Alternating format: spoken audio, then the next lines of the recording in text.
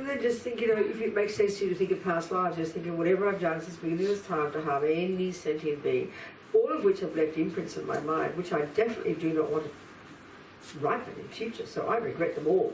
Why not? Except a lot. I regret a lot since the beginning of this time. I regret from the depths of my heart because I'm sick of suffering. I'm sick of suffering. I'm fed up with suffering. That's it. Just think that. Easy going. Now think, whom can I turn to? Where's the doctor? So above your head, imagine the Buddha. If you don't know what that means, don't worry about the Buddha. Just relax. Think of something above your head, kind of enlightened energy. But if you know about Bodhisattva, visualize above your head. And we just think, how delightful. We've found a decent doctor. Aren't we fortunate? Think that way. Now the second part is to think of compassion now for those who've harmed you, whom you've harmed. So think of anybody you've harmed in this life, like whether it's the abortion or the people or the fish you killed or your boyfriend you cheated on, whatever you like, your mummy you were mean to, any simple type of thing that you've regretted, now, like regret for their sake. Have compassion for them now. Think of them. Think of them. And how we cause them. We really must regret for their sake. Because we know what suffering is like. We know what that feels like. Have compassion for them.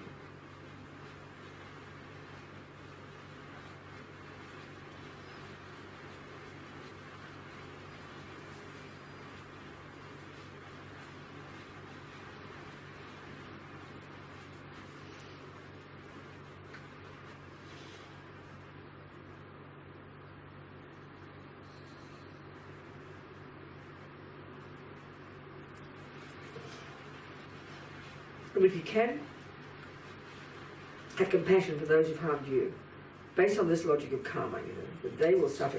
First, they're harming me because I harmed them, so that's the first bit. And then, because unless they change, they're going to suffer because of their own ridiculous stuff. So it's like, for me, this kind of compassion is like a mother for her junkie kid. Everybody else hates him. He's a pain in the bum, We say that in Australia. Bum is bottom. Bum is the other that word.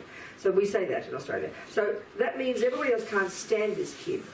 Because she has such compassion for her junkie boy, because she knows he's harming himself.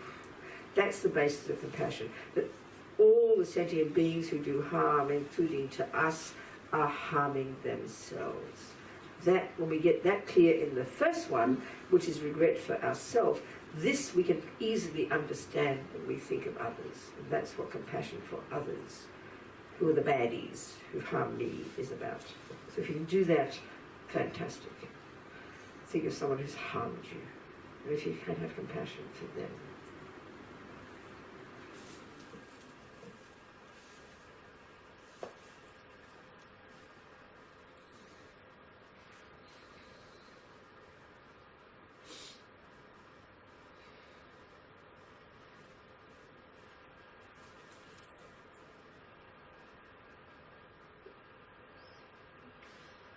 So I'm going to purify for my own sake, because I'm sick of suffering, and I'm going to purify for the sake of others, so I can help them instead of harming them.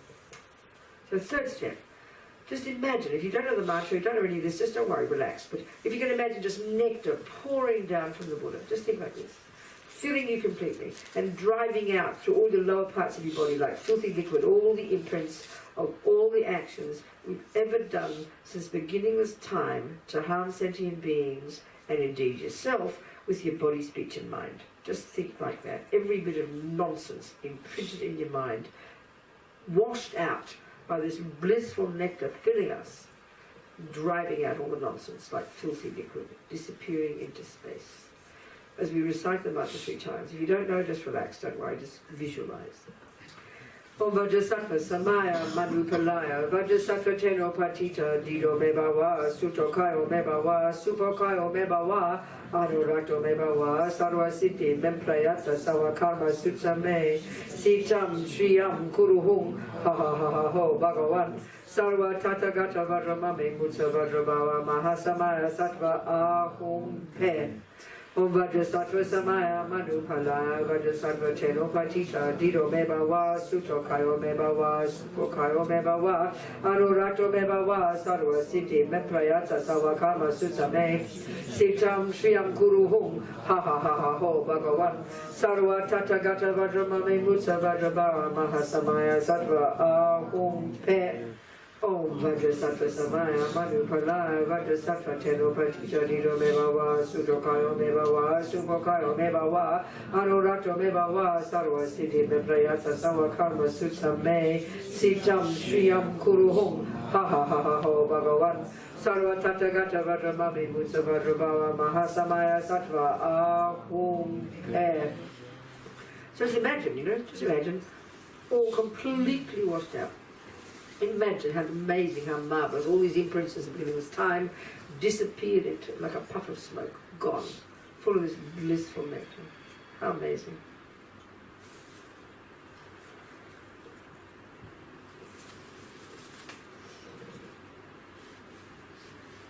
Now the fourth step, the most important decisions.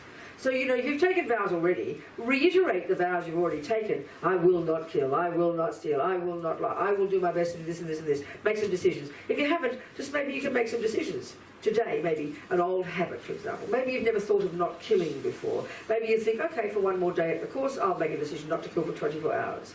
Attempt not to kill sentient beings. And then, or you can think, maybe I won't say bad words about somebody for 24 hours. Maybe I won't, if you can be, even you can say maybe the habits in your mind even, you might say, I'll try not to be jealous for 24 hours. You make decisions. You can take general vows and you reiterate those and make determination. So just talk to yourself. As long as somebody says, don't lie to yourself, I'll never lie again, if that's your habit. It's silly. But be reasonable. This is like, if you're being reasonable, you're making a reasonable decision based on where you're at. It's intelligent. This is not kind of wishful thinking or anger or neurosis. It's practical. Because we are the boss. And we all know when we decide something, usually we do it, strong determination. So make a few decisions yourself. One decision, whatever you like. Some of your old ridiculous habits. Make a decision.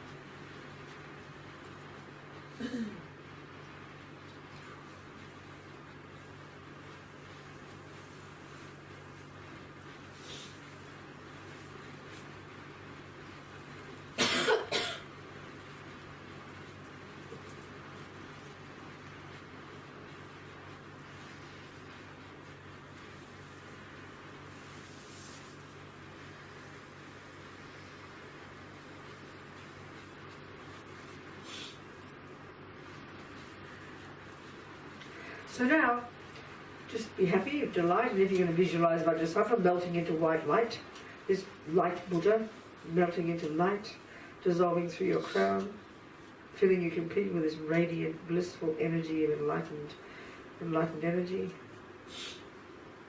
And then you just think of my body, my speech, and my mind, same as Buddha's body, Buddha's speech, Buddha's mind. And then just kind of bliss out for about a minute. Imagine your mind as vast as space, completely in the nature of bliss. Just imagine that for about a minute. No thoughts, no thoughts. Vast, spacious, radiant, clear.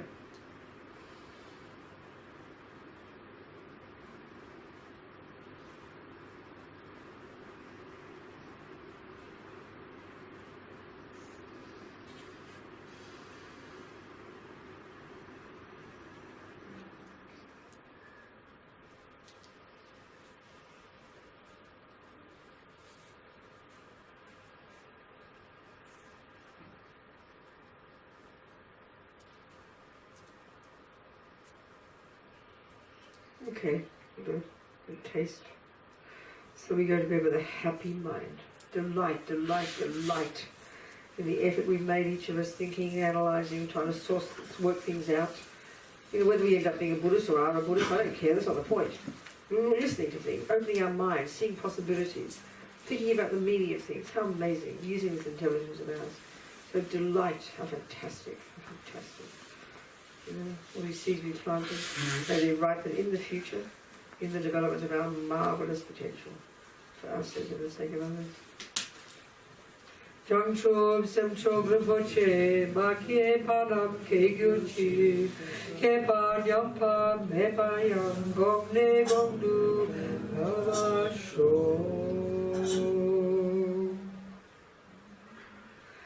if you want to, again, go to, mind your own business, look straight ahead, check your mind, don't speak, be retreat mode if you can. And then if you see your dreams as dreams, if you can. And then wake up in the morning and delight that you're still alive and make the most of today, and so on and so forth.